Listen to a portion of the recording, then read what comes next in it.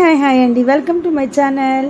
అందరు ఎలా ఉన్నారు? వంట అయిపోయిందా? ఈరోజు అయితే నేను పచ్చడి చేశాను అనమాట. ఇది మామిడికాయ తురుము పచ్చడి అయితే కాదండి. ఇది ఏం పచ్చడి ఏంటి అనేది చూసేద్దామా? ఇంకెందుకు ఆలస్యం, వీడియో అయితే స్కిప్ చేయకుండా చూడండి. నచ్చితే లైక్ చేయండి. లేత సొరకాయనైతే తీసేసుకున్నాను.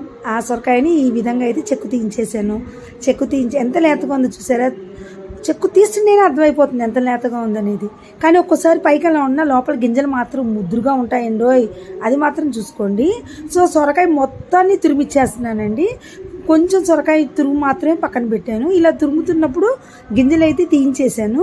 సో ఇప్పుడైతే సగం సొరకాయ తురుము పక్కన పెట్టాను.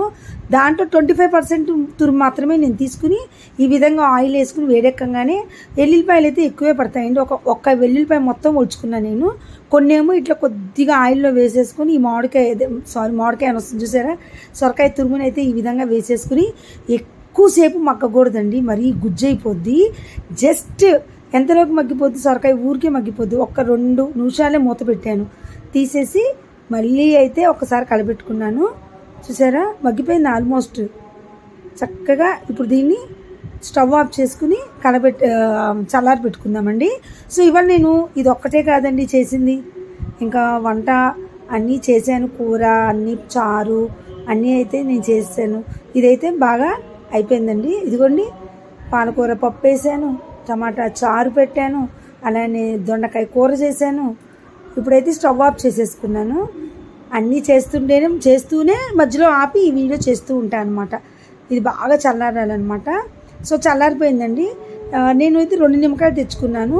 ఎంత కావాలో తెలియదు కదా. సో అయితే 1 నిమ్మకాయ సరిపోయింది అనిపిస్తుంది, లావుగా ఉంది కదా. సో 1 నిమ్మకాయనైతే నీట్గా పిండేసుకున్నాను అనమాట. పిండుకుని ఒక్కసారి కలిపేసుకుని రుచికి సరిపడు ఉప్పు ఎప్పుడైనా గుర్తుపెట్టుకోండి. ఉప్పే తక్కువ పట్టిద్ది, కారమే ఎక్కువ పట్టిద్ది దేంట్లో అయినా. సో చెంచా ఉప్పు వేసుకుంటే చెంచాన్నర కారం వేసుకోవాలి. ఒక అర చెంచా మెంతిపిండి అయితే వేసేసుకున్నాను. ఇది ఒక్కసారి ఇలా కలబెట్టేసుకుందాం. చాలా టేస్టీగా ఉంటుందండి. ఎవరికైనా వచ్చినప్పుడు పెట్టాలి అనుకుంటే, అందరూ మామిడికాయ తురుము పచ్చడి అనుకుంటారు, టేస్ట్ కూడా అలానే ఉంటుంది. మీరు ట్రై చేయండి, కావాలంటే అలానే ఉంటుంది టేస్ట్. ఒక వారం రోజులు గాసీసాలో పెట్టుకుంటే 1 వీక్ నిల్వ కూడా ఉంటుంది. కానీ నాకు ఇప్పుడు అంత వద్దనుకుని నేను కొంచెమే చేసుకుంటున్నాను. సో ఆవాలు, జీలకర్ర, అలానే 4 మెంతి గింజలు, ఎక్కువ వేయలేదండి నేను, సరేనా? చూసుకోండి, ఎక్కువ వేయలేదు. అలానే ఎండుమిరపకాయ, కరివేపాకు, వెల్లుల్లిపాయలు ఒక పాయంతో ఒలుచుకున్నా అన్న కదా, కొన్ని అందులో వేసి కొన్ని ఇందులో వేసా. ఇప్పుడైతే ఇంగు వేసుకుని, ఇంగు మాడక ముందు అయితే నేను కట్టేస్తాను అనమాట. కింద పొయ్యి మాడిందంటే మళ్ళీ రుచి మొత్తం టేస్ట్ మారిపోద్ది, అసలు మొత్తానికే చేంజ్ అయిపోద్ది అనమాట. సో ఇలా పోసేసుకుని కలబెట్టుకుంటే ఒక 5 నిమిషాలు 10 నిమిషాలు ఆగారనుకోండి, ఇలా కలబెట్టుకున్నాక ఆయిల్ చక్కగా పైకి తేలిద్ది. నేను ఇప్పుడే కదా వేసింది, చక్కగా జారుగా కూడా వస్తుంది అనమాట. ఈ విధంగా నేను చక్క బౌల్లో అయితే వేసేసుకున్నానండి. ఇంతేనండి, మామిడికాయ తురుము పచ్చడిని యాజ్ టీజ్గా సేమ్ రుచిని మరిపించే సొరకాయ తురుము పచ్చడి అండి. నా వీడియోస్ నచ్చితే లైక్ చేయండి, షేర్ చేయండి, సబ్స్క్రైబ్ చేయండి మర్చిపోకండి. బాయ్ అండి.